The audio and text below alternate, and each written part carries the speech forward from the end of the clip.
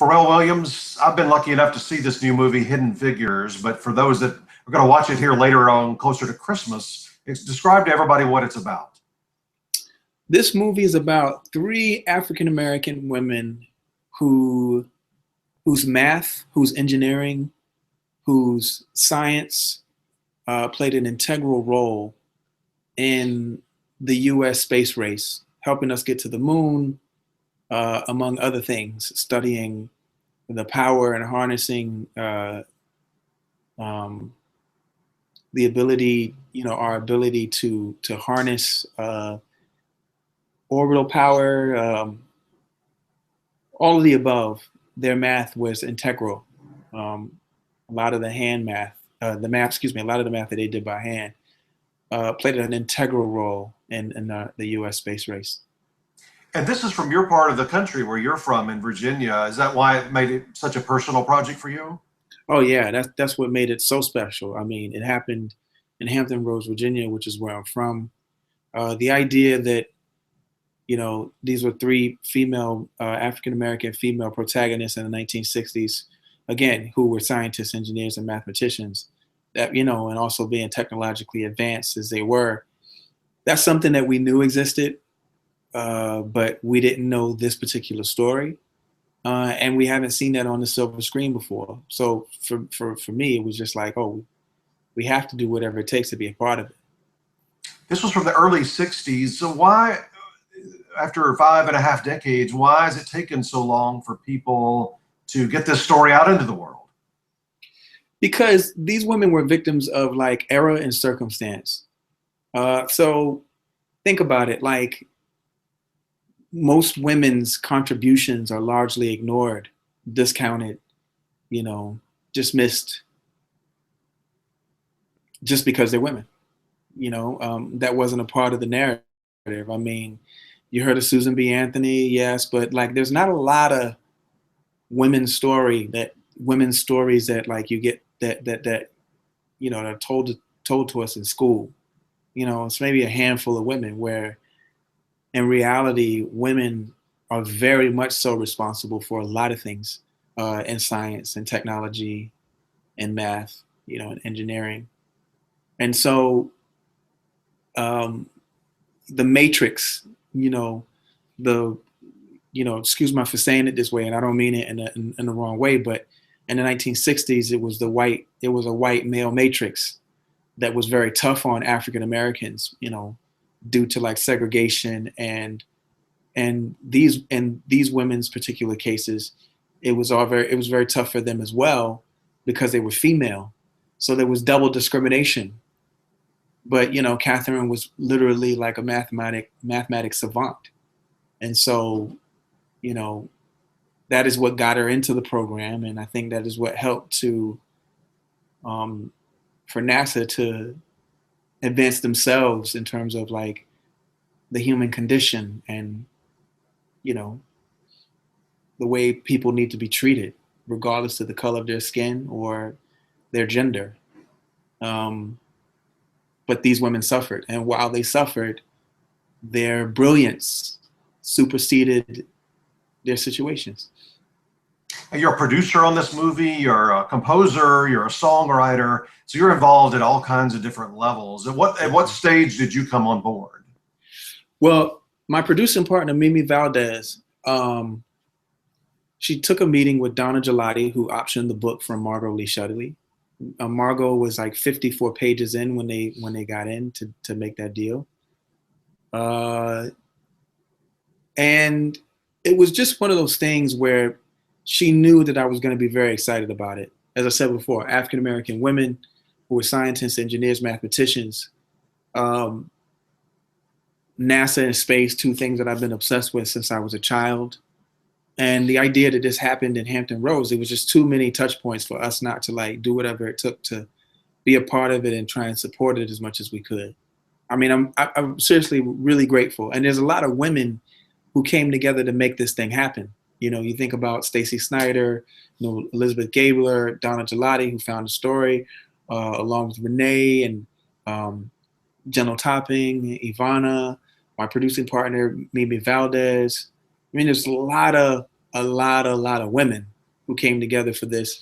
And there was a lot of strong men too, you know, Jim G, Peter Cherning, you know, also obviously Ted Melfi, who directed it and wrote it. Like it was, man, this has been like really awesome, because I feel like everybody lined up to do whatever we could to serve these women and their stories.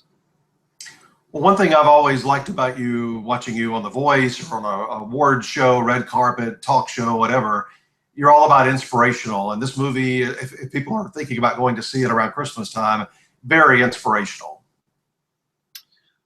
Yeah, you know, we're just living in a day and age where like everybody, if you have any kind of art in your body, you have to contribute.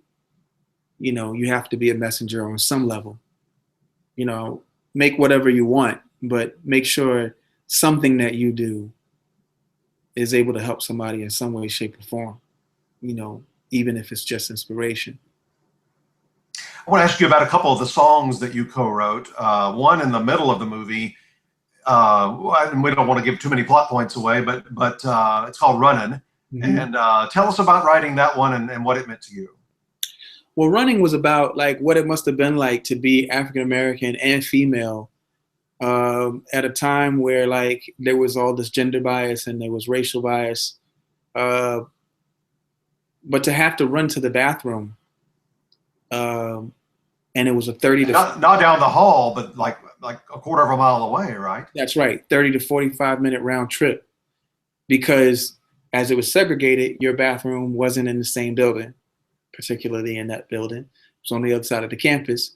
And while they did have campus bikes, because you're a woman, you know, there were no pants and there were shorts. So women wore long skirts and they wore dresses.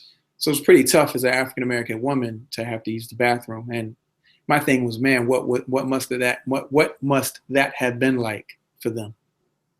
And another great one is called Surrender. Oh yeah, thank you. Tell us about that one. Oh, thank you. Thank you. Surrender is a song that I had before the film. I was working on this music since 14, end of 2014, and I didn't really know what it was for. I even put out a song, Freedom, from the body of work. It was like 6 songs. But then when I got this project, I recognized that it was just a warm-up. My mind was being conditioned to be ready for the early 1960s, as it were, and what it is that I felt like I could try to add to it. And that's when I wrote Running, and I also wrote this record called I See a Victory. But Surrender, you're asking about. Surrender is just like surrender into the universe, knowing that something bigger than you is before you, and if you would just surrender to it, you could be a part of something good for more than just yourself. That's the whole theme of the movie, is everybody pitching in together, no matter who they were, where they were from, all of that. Yes, sir. Yes, sir. And I See a Victory is just about like when you look around and you feel like there's adversity in every wall around you and even a ceiling. It is for you to know that if you would look at yourself from the moon's point of view, you would see how far you've come. You see where you are right now, and you see how far you got to go, and that this is just momentarily a situation that it's going to change for you if you just hold on and continue to keep your eyes on the North Star and keep going, that you can see a victory. You have worked with a lot of tremendous people in your career. What was it like working with really one of the best film composers of all time, Hans Zimmer?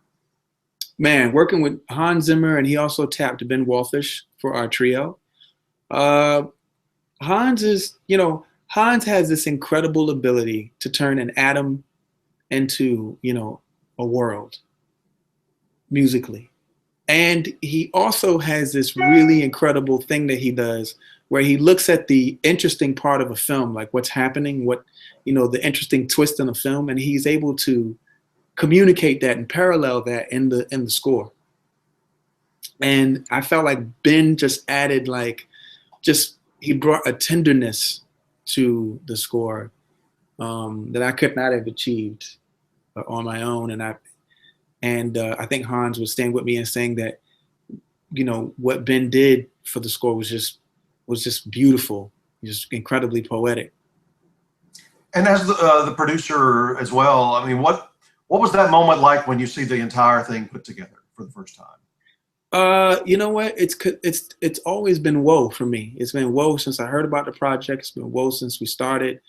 Whoa in the middle of it. Whoa now that it is done. Whoa doing the press. It's just been whoa for me. One thing I wanted to bring up as well from the cast is incredible all across the board. But for people who only know Taraji P. Henson as playing Cookie on Empire, they're in for a world of newness here. She is completely different and really owns the lead role in this movie, right? Oh yeah, she demonstrates that she is a true thespian. Like she knows what she's doing. You know, this was her calling. She's been an actress since she was a little girl. She's been doing it for 20 years, by the way. And Janelle Monáe, I always love to see when somebody more known for the music world takes that real shot into acting, which she's been doing a little while, but between this and Moonlight this year, she's had a phenomenal year. Absolutely. I mean, but you know what? The thing is, if you've ever watched Janelle perform, you know that she's an actress. You know that she's channeling something, like something comes through her and she lets it come through. And I feel like this is yet another facet of what it is that she just naturally does. Couple of just career questions real quick. I've been the editor responsible for The Voice here for many years. Now that you had a little time to be away from The Voice, how do you look back on it in terms of how did it change you, make you an even better producer and artist yourself? You know, The Voice for me was kind of like, I really believed in the people that I worked with and I really wanted the best for them. And it always felt like I was giving back. And The Voice made me, you know, it turned that thing up in me. It made me recognize that I always want to make sure that I'm giving back enough. And can you anticipate going back to that show at some point? Oh man, I think they're doing just fine without me. But I had an amazing time. But Miley and Alicia have been doing well. Yeah, they've been doing great, man. They're doing great. Look back a couple of years ago for us on your Oscar nomination for Despicable Me and Happy. What's something now that you look back and really remember about that particular the nomination, that whole 6-week period, I guess, and even the ceremony itself?